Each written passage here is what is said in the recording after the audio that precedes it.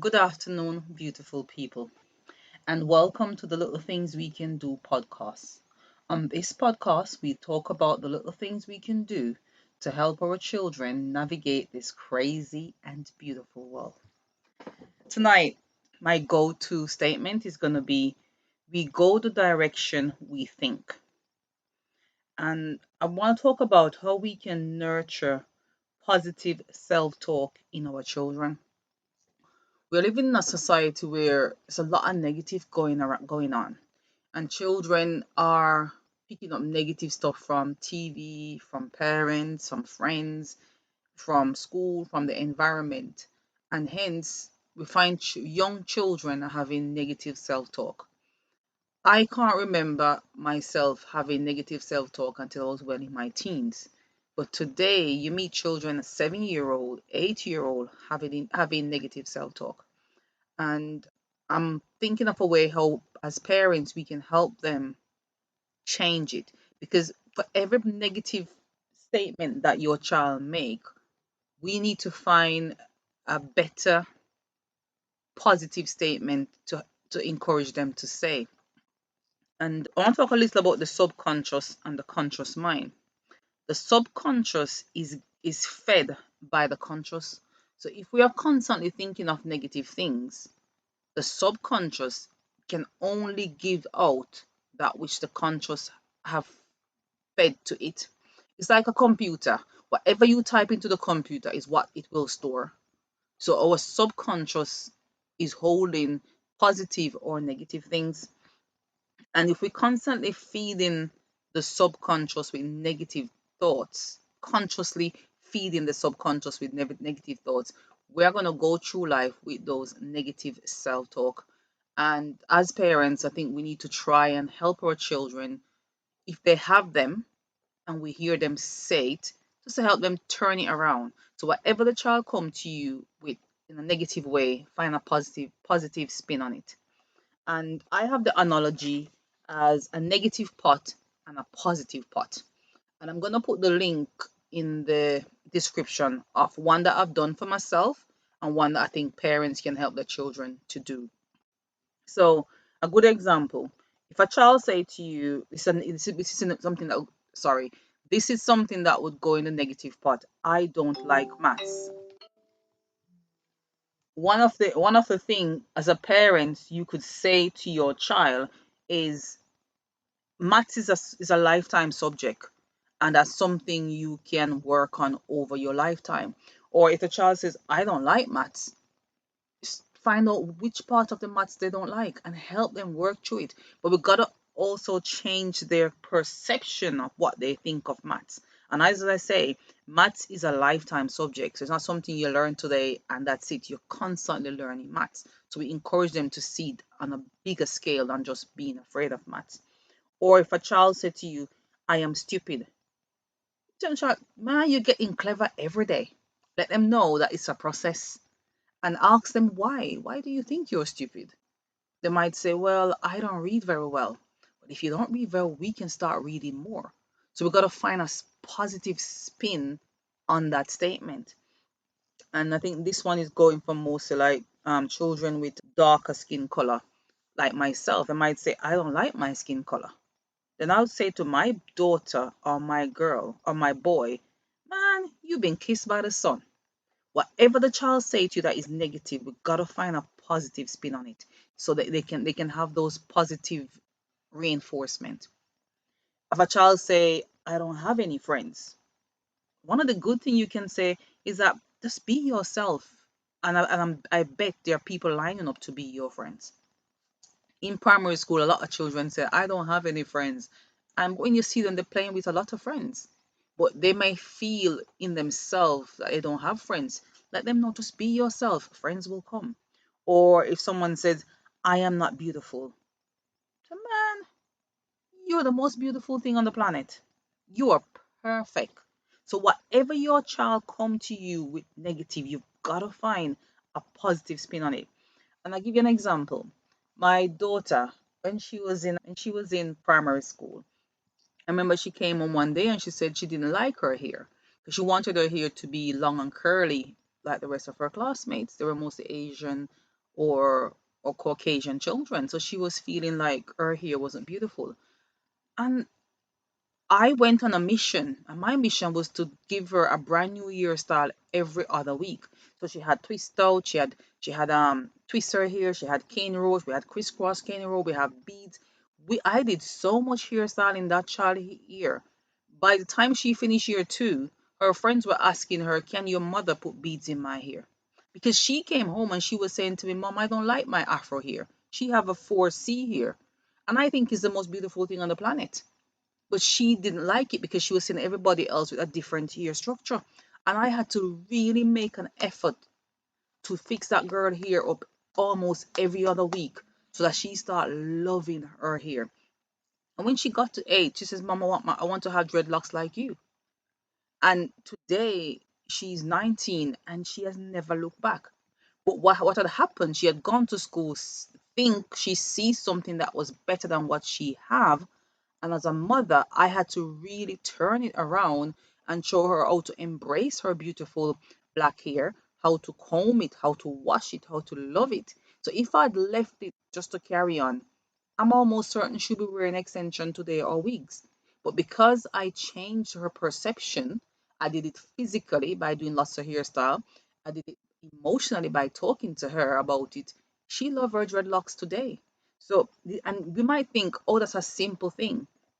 And if you look around and you have parents, I'm talking to you now, if you look around and you have friends who are bleaching their skin, if you get to the real root of it, they will tell you that probably when they were younger, somebody tell them that they were too dark. That's why they're bleaching their skin today. Or they lack self-confidence in what God has blessed them with. Hence, they've gone out and start bleaching their skin.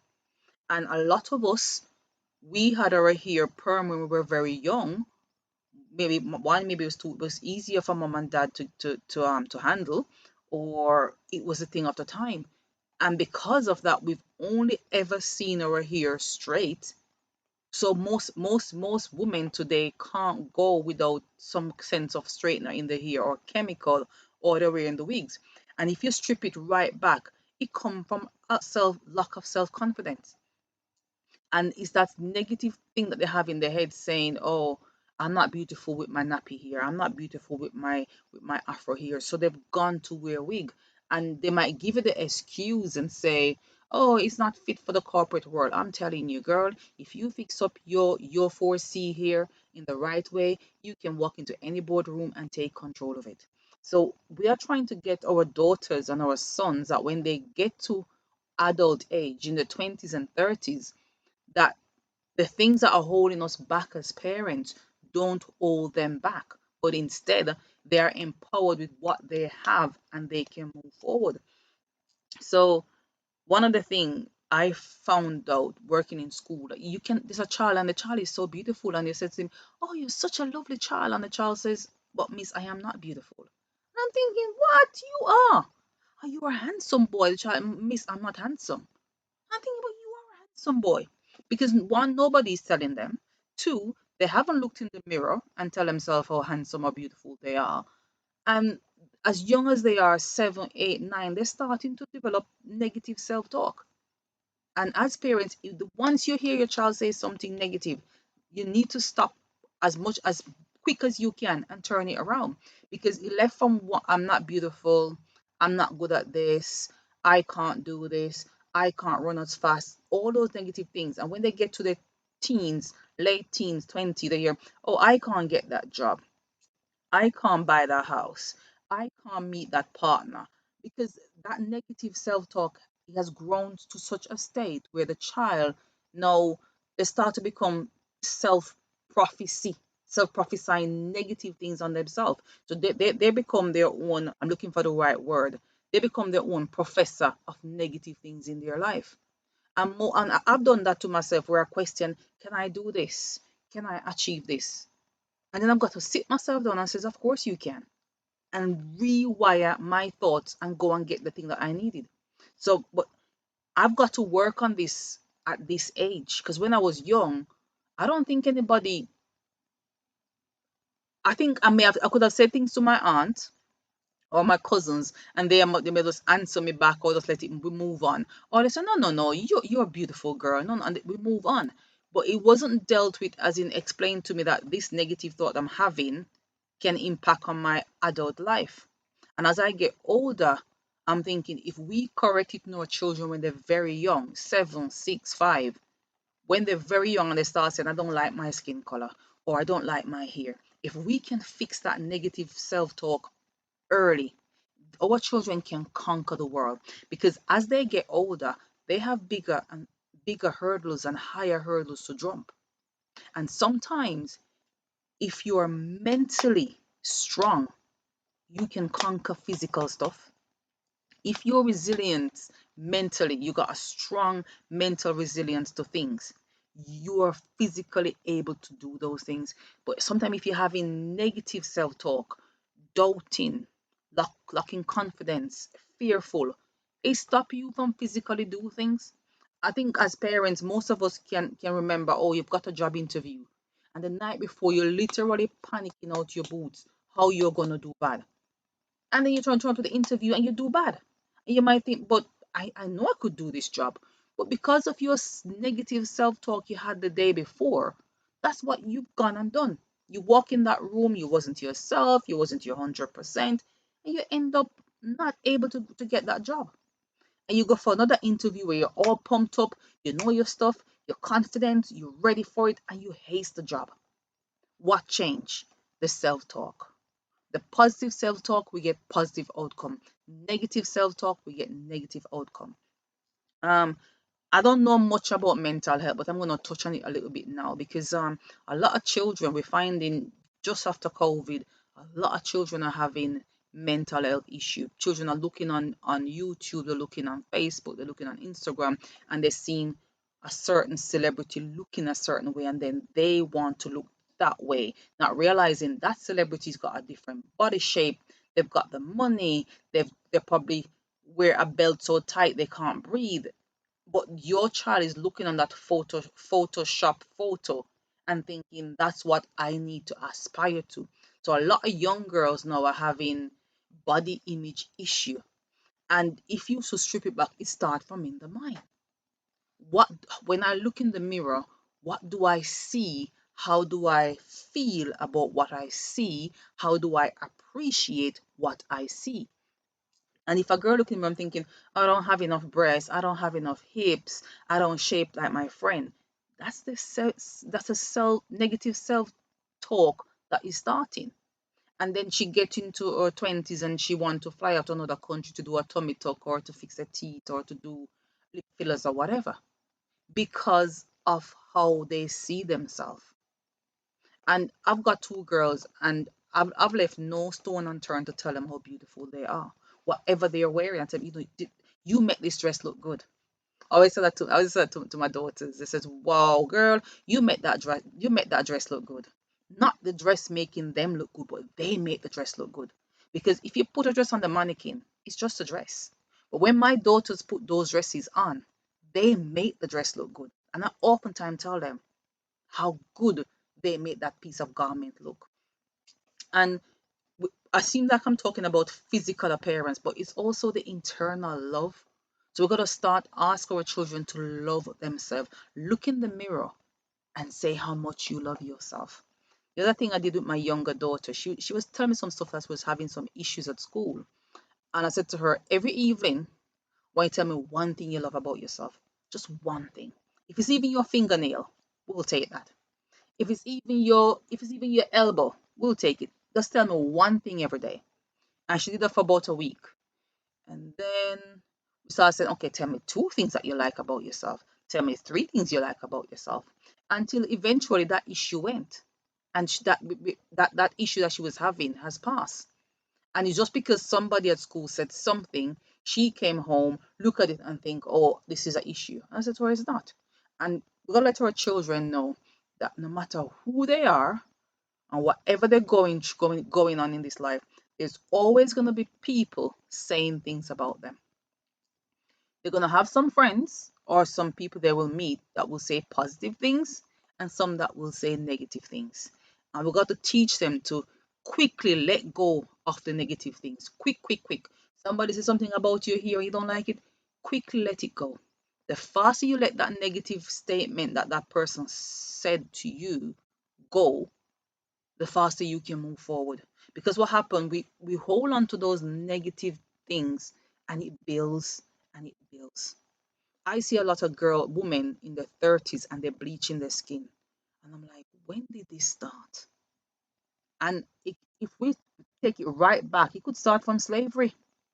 Because during those time, if the white slave master gets a black woman pregnant, then the child was going to be a lighter skin color, and they will be treated better. One, they are the master's child. Two, they're light skinned. They will be treated better than the other person who is of a darker hue.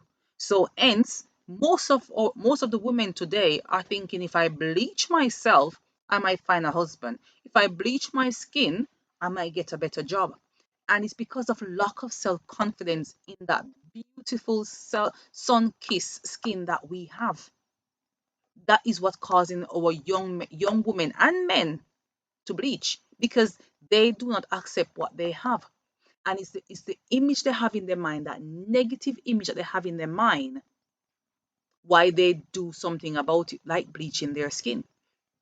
So I'm going to bring it back to our children. As young as your child is, we need to empower them to have positive self-talk. If they say anything negative to you, mom, dad, guardian, elder brother, older brothers or sisters, anything negative your younger ones say to you, find a positive spin on it. Find something to say. The same statement, just turn it around in a positive manner, and have them repeat it to themselves. Have them write it down. Because if you say it to yourself internally, that's one. If you speak it out loud, you're hearing it, that's two.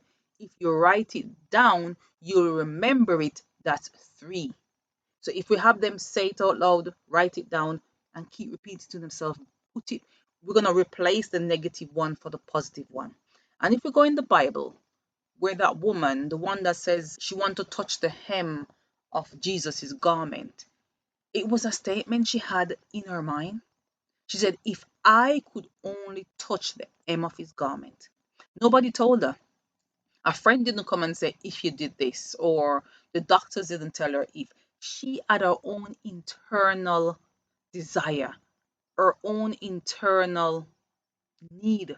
And she said, if I could only touch the hem of his garment, I will be made whole. If I could only. So if our children are having negative self-talk, they're going to have negative experience. If our children are going to have positive self-talk, they're going to have positive experience. I'll give you a joke. I had a little boy in school, and every morning he came in, I would say to him, we are going to have a good day today. And one morning he says, why do you keep telling me we're going to have a good day? And I said to him, because I want us to have a good day. I used to repeat it to him every morning. We are going to have a good day today. And he didn't understand why I keep saying it. And I was just saying it because I wanted to have a good day with him. I wanted him to have the best day in school that day. But he couldn't see that for himself. Eventually, he started to see that now.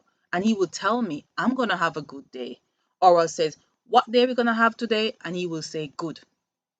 And that was because of I repeating that thing to him over and over and over.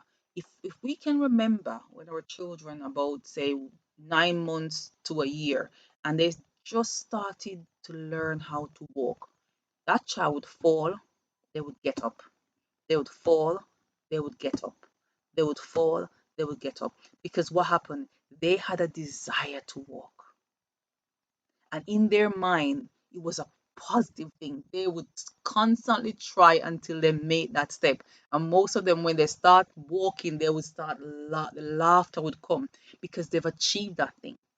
But then they get a little bit older and things start to happen. Somebody at school said the wrong thing. Maybe a parent got upset and said the wrong thing. Maybe they hear something on the radio, something on a movie, and then they start having negative self-talk. So I'm going to wrap up now, and I'm going to say to parents, if ever you hear your child say anything negative, find the exact statement, but put a positive spin on it, because that's the only way we're going to get them to think of themselves positive, see themselves in a positive manner, and achieve their aspiration. If we don't help them hone those skills now when they're 7, 8, when they get to 15, 19, 20, it's going to be very difficult for them to navigate this crazy world. And bear in mind, it's just little things that we do, because we are building our children brick by brick by brick. So the simple things that we do now is what will impact their life tomorrow, next month, next year, and forever. So we just want to build up our children in a positive manner. Um, I'm gonna wind down my podcast now, and I really hope that you find value in what I've said. And I wish you all a wonderful evening. And I'm gonna make a small prayer. I'm praying that the Lord will bless our children, and that He will put positive things in our children's mind. And when the devil or negative people say negative things to our children, they will have the mental resilience to shake it off and get going. This is Nisha signing off. I hope you have a great day. Goodbye.